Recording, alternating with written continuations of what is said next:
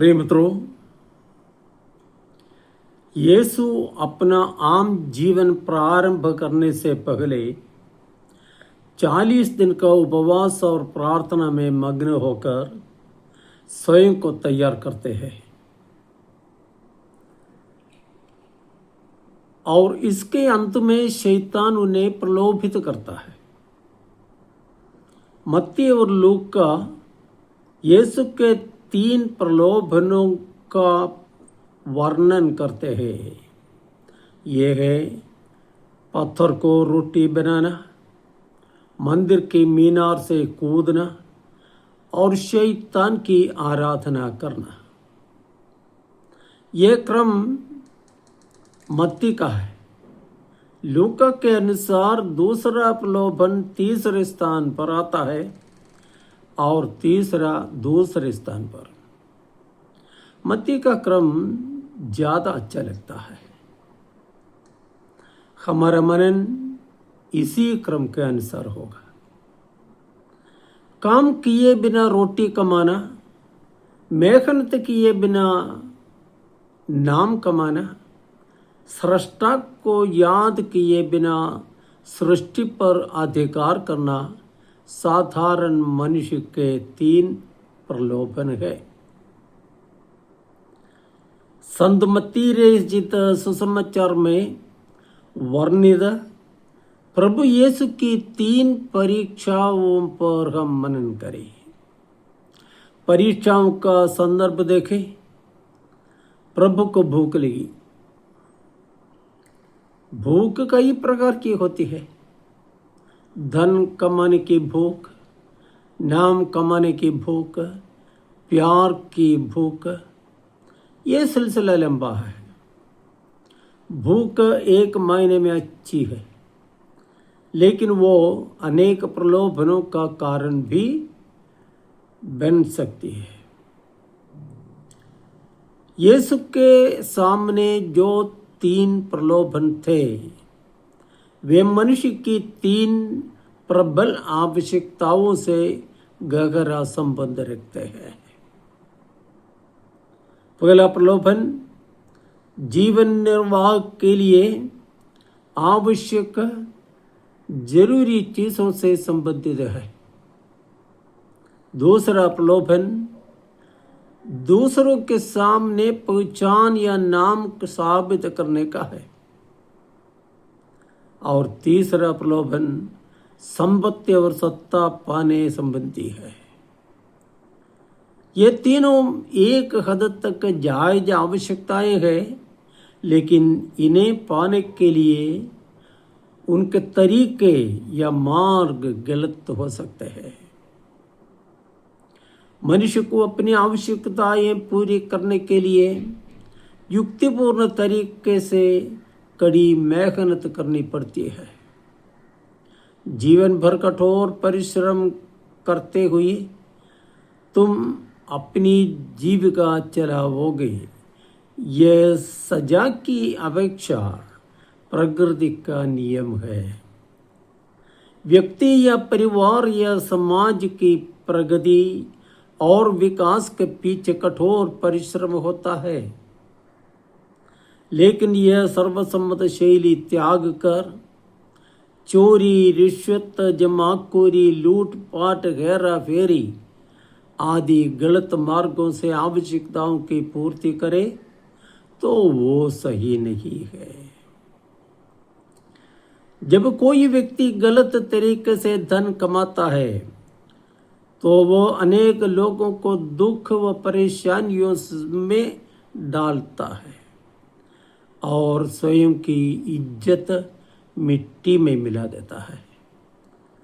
पत्थर को रोटी में बदलकर खाना यीशु के लिए आसान कार्य था, लेकिन यह प्रकृति के नियम के खिलाफ था, मनुष्य के महत्व के अनुरूप नहीं था, ईश्वर के इच्छा के अनुसार नहीं था।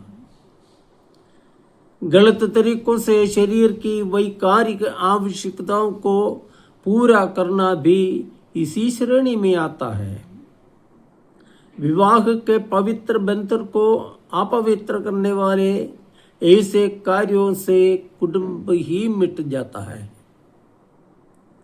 अब दूसरे प्रलोभन को देखें। नाम कमाने या दूसरों का ध्यान आकर्षित करने के लिए मूर्खतापूर्ण मार्गों को अपनाना गलत है। मंदिर की ऊंची मीनार से कूदना और स्वर्गदूतों के हाथों में बैठकर सुरक्षित रूप से नीचे उतर के आम जनता की प्रशंसा सस्ते में हासिल करना यीशु का तरीका नहीं था, क्योंकि वो ईश्वर की योजना के विरुद्ध था। पाप को छोड़कर सब कुछ में मनुष्य के समान होने वाले यीशु लोगों के बीच में जाकर उनका सुख दुख बांट लेकर उनका दिल जीतना चाहता था। यह कार्य कठिन था, दिक्कत भरा था, लेकिन यही सही तरीका है। अब तीसरा प्रलोभन क्या है? ईश्वर को पूर्ण रूप से त्याग कर उसकी जगह शैतान को प्रतिष्ठित करके जीवन को समृद्ध और सुखमय बनाने की इच्छा कुछ लोगों में अति तीव्र है, और इसे पाने के लिए ये लोग अलग अलग योजनाएं बनाते भी है। इसका परिणाम अति दयनीय होगा। ईश्वर को छोड़कर योजनाएं बनाने वाले धनी मूर्ख की कहानी प्रभु ने सुनाई है। एक झटके में इनकी आसमानी योजनाएं धराशायी हो जा सकती है। ईश्वर का सिखाया दिखाया जीवन का मार्ग त्याग कर अपने लिए ऐशाराम का सुनहरा मार्ग तैयार करने वाला व्यक्ति तेजी से जाकर गड्ढे में गिर जाता है। यीशु तीनों प्रलोभनों पर ईश्वर वचन की शक्ति से विजय पाते हैं। मत्ती के अनुसार तीसरा प्रलोभन अति निर्णायक था, शैतान की आराधना करना। और वही यीशु दृढ़ स्वर में कहते हैं, हट जा शैतान। आगे कोई बकस नहीं, चेतावनी या धमकी भी नहीं, हट जा। शैतान हार कर दूर हो गया। लेकिन लूका लिखते हैं, शैतान निश्चित समय पर लौटने के लिए ईसा के पास से चला गया। हाँ, वो निश्चित समय था गेत्सेमनी में यीशु का आखिरी प्रलोभन। और वहाँ शैतान का सिर कुचल देकर यीशु अपनी विजय यात्रा शुरू करते हैं, और क्रूस पर वो विजय ध्वजा फहराते हैं। संत पेतरुस लिखते हैं, आप जागते रहे, आपका शत्रु शैतान दहाड़ते हुए सिंह की तरह विचरता है और ढूंढता रहता है कि किसे फाड़ खाए। इसलिए हम सदा सतर्क रहे। ईश्वर वचन की शक्ति से हम भी शैतान और उसके प्रलोभनों पर विजयी बन सकते हैं।